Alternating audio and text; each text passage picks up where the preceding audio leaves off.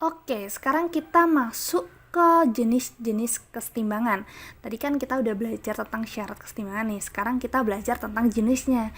Jadi, jenis kesetimbangan itu ada 3 macam nih. Yang pertama ada kesetimbangan stabil, yang kedua ada kesetimbangan labil, dan yang ketiga ada kesetimbangan netral atau indifferent.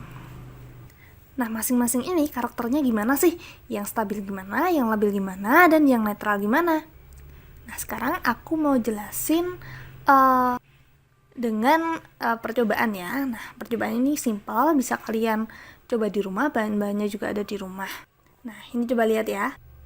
Nah, ini aku cuma punya bola pingpong, sama aku punya wajan yang kalian punya ya di rumah, di dapur ada.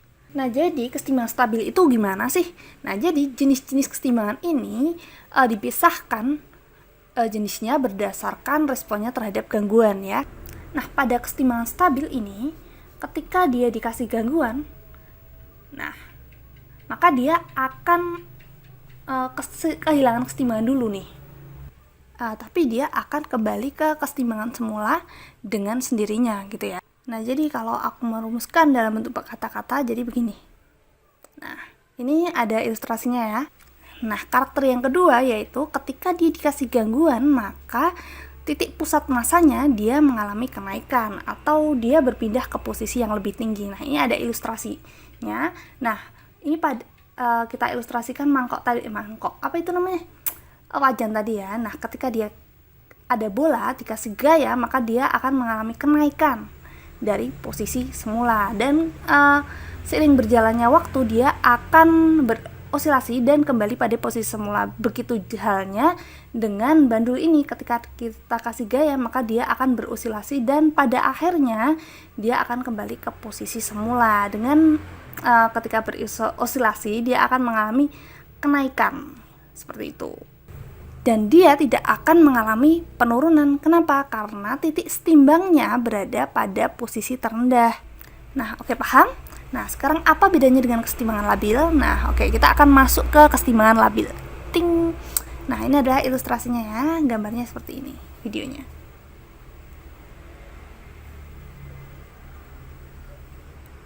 Nah, ini seperti percobaan tadi, bahannya sama, cuma kita ubah sedikit, wajahnya kita balik. Nah, pasti kalian udah mikir nih, kalau tadi yang pertama, kalau kalian kasih gangguan, dia akan balik ke posisi semula. Nah, kalau ini pasti beda nih. Nah, kalau kita kasih gangguan, dia nggak mungkin balik lagi ya. Nah, jadi ketika dia dikasih gangguan, ya udah dia jatuh.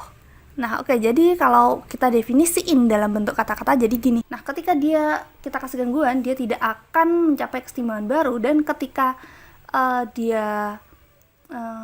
kita kasih gangguan, maka dia akan mengalami penurunan pusat massa gitu, atau titik pusat massanya berpindah ke posisi yang lebih rendah.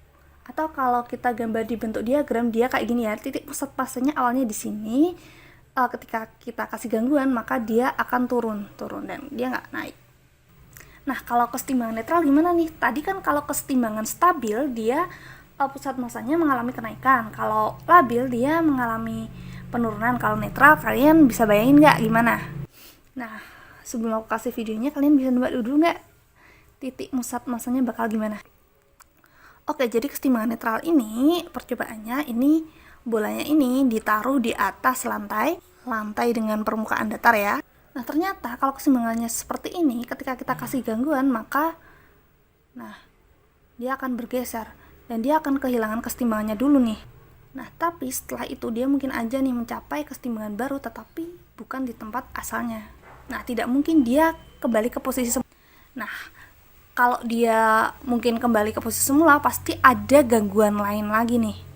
Tapi kalau nggak ada gangguan lain lagi nih, dia dengan sendirinya nggak mungkin balik. Jadi, kira-kira gini nih penjelasannya.